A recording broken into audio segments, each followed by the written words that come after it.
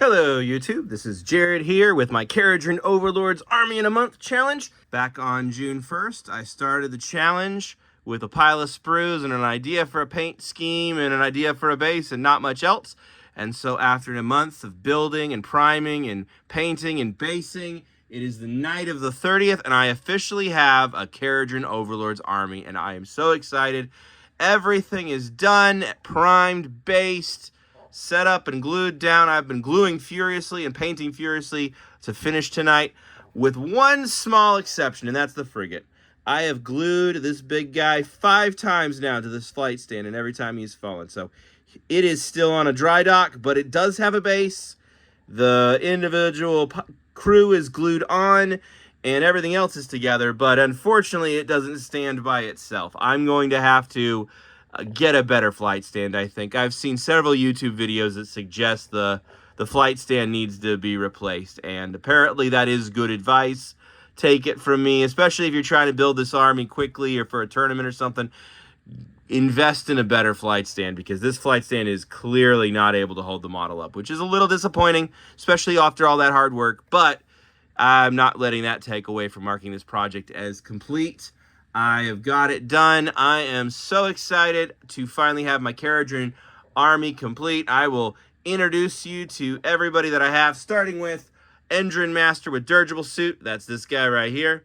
He is over here. And then I have 3 Arcanaut Admirals. I have the limited edition leader of the group. That's this guy right here. And he has got some special fancy gold. I have this Admiral who's built pretty much stock. And then I have this Admiral right here who I did a little customization on, switched the head out. And so he can actually be run as a more standard engine master with engine hardness, if I wanted to call him that. But for now, for army building, it makes sense to have 3 admirals, because then I can have 3 detachments. So that's what I'm looking at there. And then I also have an engine navigator standing right next to them. That would be this guy right here. I'm very happy with how he came out. And then I have my Code Right standing next to them. Here's the Code Right. He was the first mini I built and the last mini I painted, and I absolutely love him. And I found some extra book text from a Space Marine decal sheet that I put on him. So he came out really nice. Let me flip him around correctly here. Just really happy with this mini. He was a lot of fun to paint. So he was the very last one. I finished painting him about an hour ago. So he was done. And then I also have an Aether Chemist who's part of the War Band. He's down here. I've showed him off in previous videos. He was the first hero I painted. Very happy with him and his War Band right here. Arcanaut Company with the anchor right here. I've showed them off on a video now. They're over here. Then we have our engine riggers and our Sky Wardens over here in the back. They're now finally mounted on their flight stands. So that was an absolute ordeal in patience. I found that some of them I needed to put some stack some Gatorade lids and some sticky tack, and some of them needed to brace up against the paint pot, but they all got eventually glued to their stands. And I used sprue glue to mount them because it worked better than super glue. And then I finally have my my Grunstock Thunderers right here, my Arcanaut Frigate right here, and then the gun hauler in the back. And that is my entire army. The only other downside I will say of this army, besides the flight stands being an absolute pain to work with, is when I first bought these, it was over 2,000 points. It was point reduced down to around 2,000 points, and now it is, as time of recording, under 2,000 points. And so there's room for another unit. So I think what I'm going to do, calling this army done for now, but if this YouTube channel takes off, if I get some more subscribers, if eventually I want to do something to celebrate, you know, maybe 100 subscribers or something, I want to go and buy the biggest ship, buy the really big one, and then I'll use that as a way to kind of celebrate. That would be really fun to kind of come back and paint the Arcanaut Ironclad in this paint scheme and really kind of use it to celebrate the YouTube channel. Since this was my starting challenge, I think that'll be a fitting challenge as a milestone sometime in the future. But other than that, maybe get the hero, one of the other heroes, like Brock Gunderson, or one of the other, there's a couple other heroes I could add, but I feel like I have plenty of heroes. Other thing was maybe get another set of the heavy gunners, the Grunstock here. Maybe get some more of them, but I'm not really jonesing to since there's not an alternate sculpt on them. So, couple other options. Otherwise, it's a complete army. I'm really happy with it. So, in terms of high points of building them overall was super fun. I really enjoyed them. I especially enjoyed all the smaller, more simple models. Really love the details on a lot of these guys and the fun little details that you find that you wouldn't notice unless you actually build the kits. And so the details on the arms and the legs and the belts and the different heads, there's all kinds of really wonderfully crafted details and all of that. And I really liked that. Most of them were really fun to put together. The ships were really difficult. These like balloons basically were very difficult. The flight stands are difficult. There's some really skinny, tiny pieces on some of the launchers and the harpoon guns. But overall, very fun. Do not recommend Kharadron Overlords as a starting army unless you're just dead set on steampunk dwarves. This is a good second or third army, but I would not recommend it for your first army. The thing that I love about Age of Sigmar, more so than Warhammer, is that a army 2,000 points can generally be under $500, especially if you use spearhead boxes, starter boxes, Christmas battle forces, Hachette magazine, whatever you have. eBay lots. There's so many places and ways to get an army for Age of Sigmar for $200-300, maybe $400 at the tops. You don't have to spend $600 on an army. That said, if you want to max the most competitive units, then you are going to spend that kind of money. But most of the armies, if you're playing for fun, if you're playing for narrative, if you're playing for favor, if you're trying to get a variety of miniatures to paint, it's going to be around only $300 to $400 a month. And so if you budget yourself out to $100 a month of buying minis, you're going to be able to get an army in 3 months.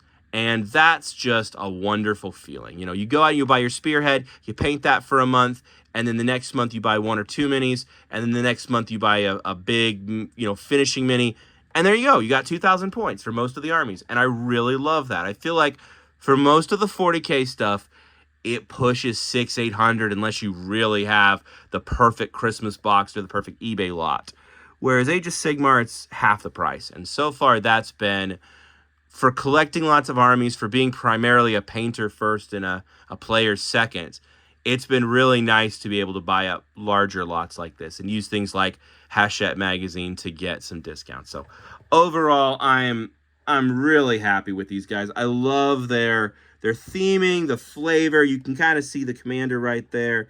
He just looks like he's ready to face the world. He and his brothers have their hammers ready to go. Code Wright's got his books. You got sky pikes. You got all kinds of aether chemist weapons and rocket launchers, and just, they look fun on the table, and they look really petite too. Like they are short guys, but they are short but deadly. They are absolutely dwarves but steampunk, and I love that twist on them. And building a diorama piece like the frigate, as much as it's frustrated me, I have to say it's such a beautiful piece. It's so much fun to paint, and I had a lot of fun kind of coming up with that shiny blue color and then playing with all the dynamics and the lights and the darks and trying to glaze to get more of that lava effect. I'm going to keep playing with that probably and maybe come back and try it even again. But it actually looks even better on camera than it does in person, which normally it's the other way around. So I am so happy this army is done, but I will be taking a few days off from painting, rethinking. I got some life stuff that needs to happen in the next week or so, but then I'll be able to take some PTO later this month from work and take some time off from work, and I'm going to be planning what my next challenge is. I think the next thing I want to do is really clear up my backlog. I've got a handful of stuff from Hachette magazine that needs done, and then probably take July to clean stuff up. I'll probably put out a few more videos on the Kharadrons and the rules, just for the fun of it. And then I'll do maybe some other random painting challenges or try to paint something in a day or a week. And then the following month, so August, will be my next painting challenge. And so might put up a poll, might provide some options and see if anybody has any ideas. Otherwise, I got 2 or 3 fun challenges that I have ideas for. So I'll post that probably probably in a few weeks here, once I've thought about it and kind of weighed my options and see what's available. So otherwise, it is about time to go to bed. I have painted into the night. I have finished my challenge, and I'm so excited. But I have got another army complete, ready to join the ranks, and this one came out really well. And I love the snow. That has got to be one of the other big wins. This snow text, highly recommended. If you want a snow that looks like realistic snow, snow text is wonderful. And you can do it really thick and powdery, or you can do it really thin. Yeah, that Snowtex product looks really well, and it's perfect for propping up an Arcanaut that doesn't want to stay, a frigate that doesn't want to stay in the air.